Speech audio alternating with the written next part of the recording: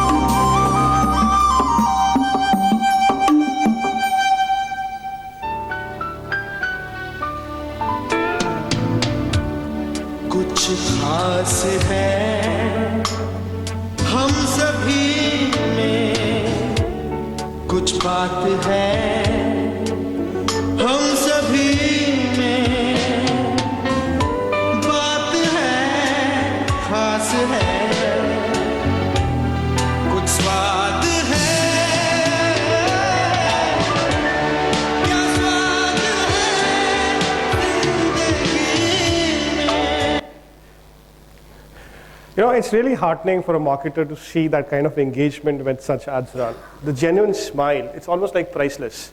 If you think about it, that is actually the power of storytelling, the magic of storytelling. And the best brands are the best storytellers. Why is it that we have to look back? So I'm sure on the screen I've put some of India's iconic brands with their iconic advertising. All of us would very fondly remember these ads. But why is it that, we can't think of any recent ads that have really touched our heart in the way some of these ads did? What I've done is taken just these two ads that we showed as examples. Another reason I did that is also because these are leading brands, they're cult brands. They were leaders at that time, as they are leaders now. They are probably spending much more now than they were at that time. But if you look at TOMA, the metric that most brand marketers go after, the TOMA for the brand is very high, not so much for the advertising. So why is it like that? Fundamentally, if you were to think about it, your consumer actually has moved on. Whereas marketing and marketers still think, plan, execute in the same way that they used to, let's say, years ago. That's not moved on, right? The consumer has really, really moved on. So gone are the days when a family of four would come together and watch a TV show. More often than not, your consumer may be actually on 4 different devices at the same time. Gone are the days when you would wait for a 9 o'clock show on Sunday to watch your favorite show, actually. Now you can actually do that binge watching, as they call it. Download the entire series, watch it overnight, right? So what's happening is that consumers are now living in micro moments. And these stories that brand marketers talk about now must translate into these micro stories. There's a lot of clutter out there in the market. How do you really get your message across?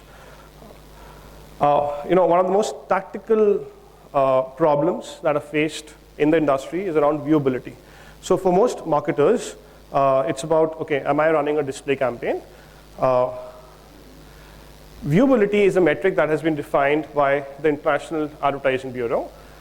Any ad that is viewed for more than 1 second, only a second, and only half of it is considered viewable, right? So rather generous metric. Can anyone in the audience tell me what's the figure for viewability for last year, approximately? Very close. It's actually 56% was non-viewable. So the viewability is much less than 50%. What that means is that more than half of the ads that you are paying for are not getting displayed. It's very tragic. We keep talking about what's the right message, what's the right creative, what's the CTR, how much am I paying for the ad?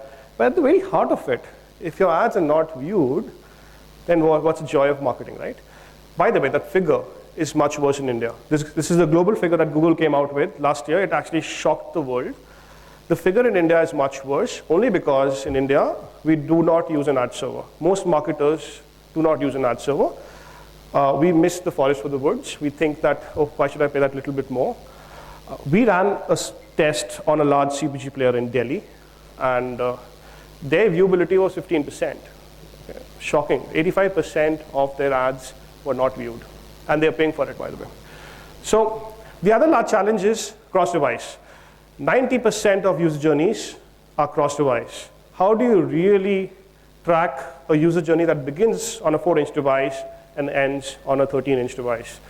Are these, whatever I'm talking about, I know that we have a very evolved marketing group here. A lot of these concerns came out in the roundtable discussion that happened before. These are figures that we've got from the latest BCG report. 80% of marketers actually admit that they don't have a single view of the customer. Everyone wants it, they don't know how to go about it. The third metric is far more important, right? More than 70% of marketers are not able to glean the insights that they have on their own customers. Now, this is very tragic. Let's face it, no company in the world can pretend to know your customer better than you yourself do. Nobody, right? So if you're not able to use your own data of past interactions and then shape future experiences, not just on paid media, but also on your own, on your website, through email campaigns, then it's really a large missed opportunity.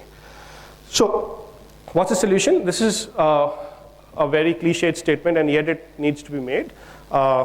And you should not believe because I'm saying it. You should believe it because the world's largest media spenders have actually made public statements around this. So P&G is the world's largest media spender, right? And so these guys have been experimenting with programmatic for a long time now. They've been running small experiments for the last 4 or 5 years. And they've come out convinced that it really is the way forward. So for all the challenges that we spoke about initially, this is really the only way to solve them, right? Amex actually goes a step further and says that we are not going to spend any money on anything else, 100% on programmatic. These are bold, ambitious statements made by the world's largest media spenders.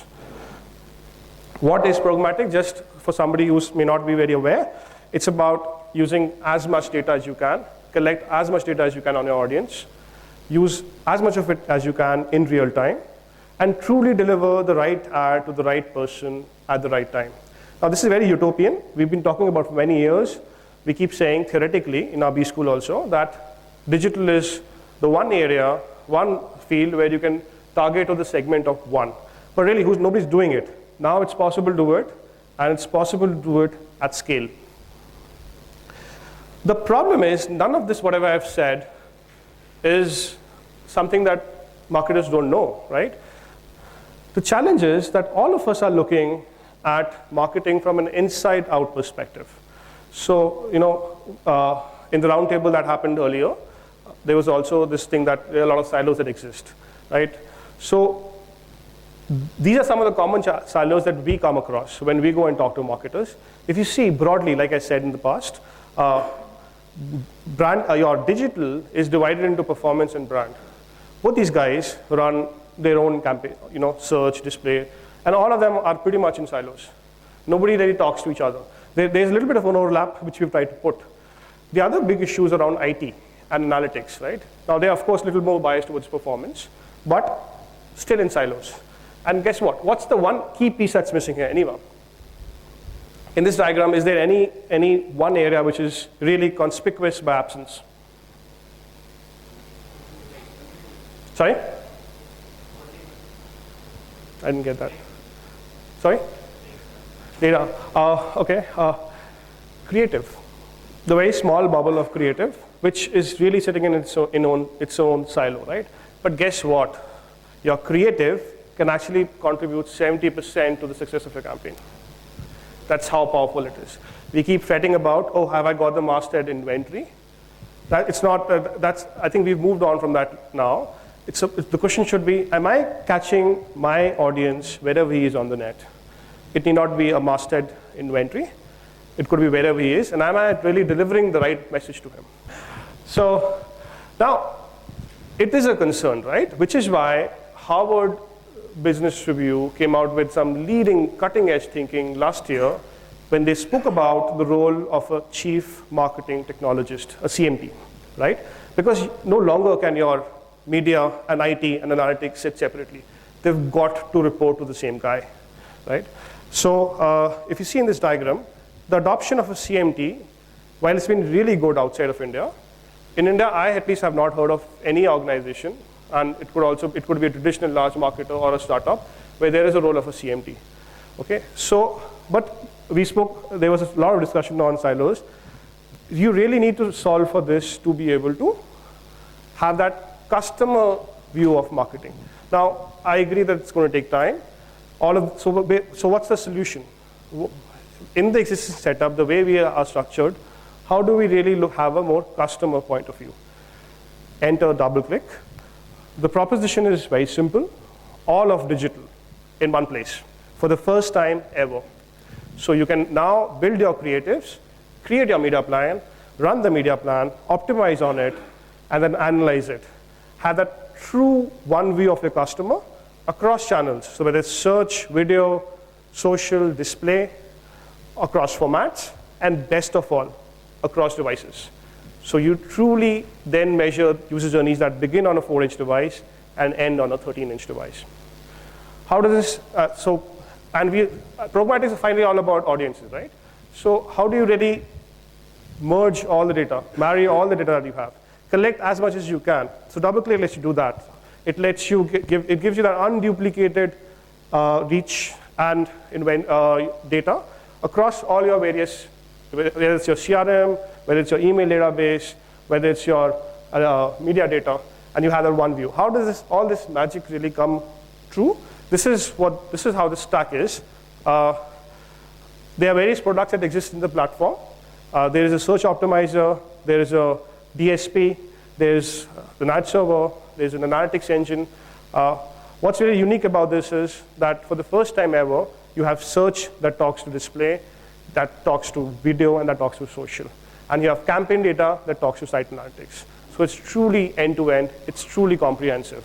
Now, the time is too less to really get into details. What I can tell you is that this is the space that everyone's trying to get into. We've had discussions where a lot of people are talking about one view. This is a platform that gives you one view. A lot of our competition exists in various categories, but there's nobody who exists end-to-end. And while they're all trying to get into this space, they all are trying to build their entire stack. While they're doing that and while they're catching up, DoubleClick is doing some other cutting-edge stuff. So we're still talking about programmatic on display here. We've actually started offering programmatic on TV in Australia and in the US, and soon we'll roll it out to radio. So platforms is a very future, it's a strategy that you are building for the future when you invest in a platform. So when you're doing that, you have to ensure that whichever platform you go for is future-proof. And we are very excited about a truly game-changing roadmap that we have with DoubleClick. Very excited about digital marketing in general and the power that it gives to the marketer. I'll be very happy to take any questions that you may have and really sit with you and work on taking your digital marketing to the next level. Thank you.